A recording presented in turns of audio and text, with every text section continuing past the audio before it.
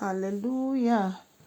I come for Jesus, Dima for Jesus. We are when Jesus. The other was say, Precoso bio the rabo sumi from. Hallelujah. Then to me, if I was then, dear Onyankopɔn son say, Uni yen edin ye. Adumfo don hwere ne yɛda wase de awarefo nyina ba w'anim yɛsrɛ ɔbambɔ no nhwɛ so pa yɛsrɛ Awurade baako yɛ nteaseɛ Awurade awerɛhyɛmu ɔdɔ Awurade de ma awarefo nyina sɛ Awurade fa dom mo Awurade asomdwe tra wiase nteaseɛ nyina so no ma wo mansa enka na mo fa nware emfa nhwɛ Awurade dwumadi a wo de ahyɛ mo nsa mmɔfra ebusua with Jesus Christ demo. Yada wasi bebre so wetia yama yen.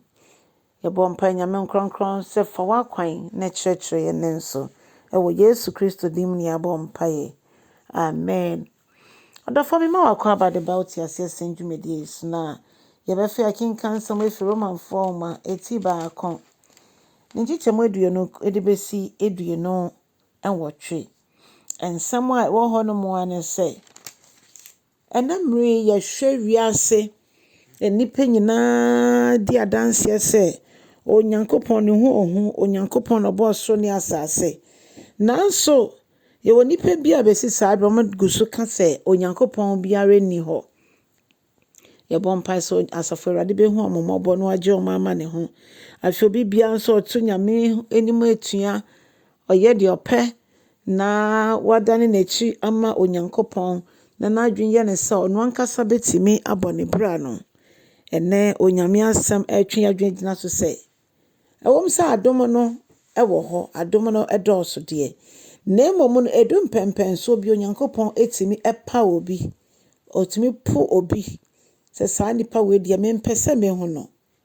ɛwɔm sɛ ɔdɔ dibɔnyɛ ne no ɔkyiribɔne nanso ɔdɔ dibɔnyɛ ne no ɛno nkyerɛ sɛ yebe take advantage ye de yepe eno nti yenhwe Onyankopɔn nsa no nnwuma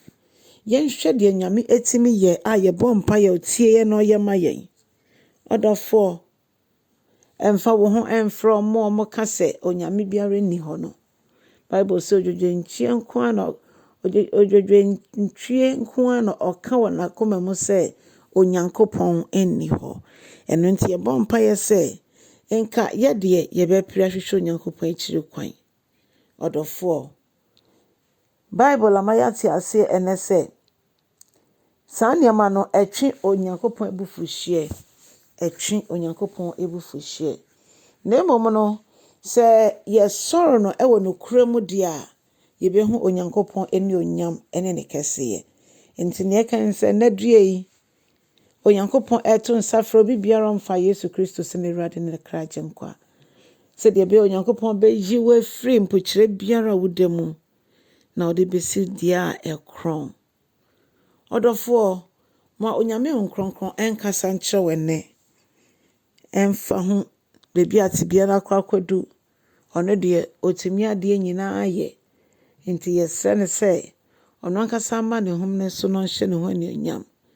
na Oma ne ho nkronkron no ndi etata ewo bibia yebeye mu ene bibia yebekɔ bia na hye Awurade din nkronkron no eni onyam odofo cha asam no na afoforo nso a ente Onyankopɔn ka no onyame nam asɛm so nkasa nkyerɛ mo mpai bo nyina ne so bibia obete me ni bia no Awurade bɛka na koma na wogya ne ho mu ama Kristo Yesu fi sɛ Kristo nka abrabɔ no ho a yensa hwe enenti odofo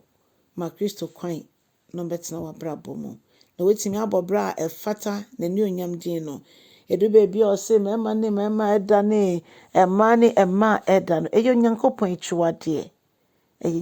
echiwade ye kan efi verse 26 ne bana eye Romans chapter 1 verse 26 bana yebehu ewo ho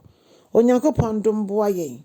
Onyankopɔn ka ye ho Onyankopɔn bie kwan fanto bebi akwan yenda Awurade ma ye fidue nyina ye nhyira e obosumi foforo a ye wura mu yin Awurade ma ye ono ankasa na kwan kyerɛ ama ye anya nneɛma e wo ye akwan kyerɛ mu se ye de ye akwan de ye owo na ye sɛ na ye haw na mom no se nyame wo mu a adeɛ nyinaa di boa yɛn. Sɛ nyame wɔ mu a bibi biara yɛbɛtu yɛ anam a yɛbɛgyina nyame asɛm so biara no ɛbɛyɛ adwuma. Nti Onyankopɔn nhyira wo na yɛ ɔsɛmpakani ma obi nso kyɛ asɛm no na ma obi foforɔ nso so ɛnte Onyankopɔn ɛne. Obi foforɔ nam hell kwan so ɛnte nyame asɛm no ɔnsan mmra mɛfa kwan pa no so. Onyame nhyira wo sɛ ɔbɛyɛ ne saa. Onyame nyɛ wo kɛseɛ na ɛnnɛ da yi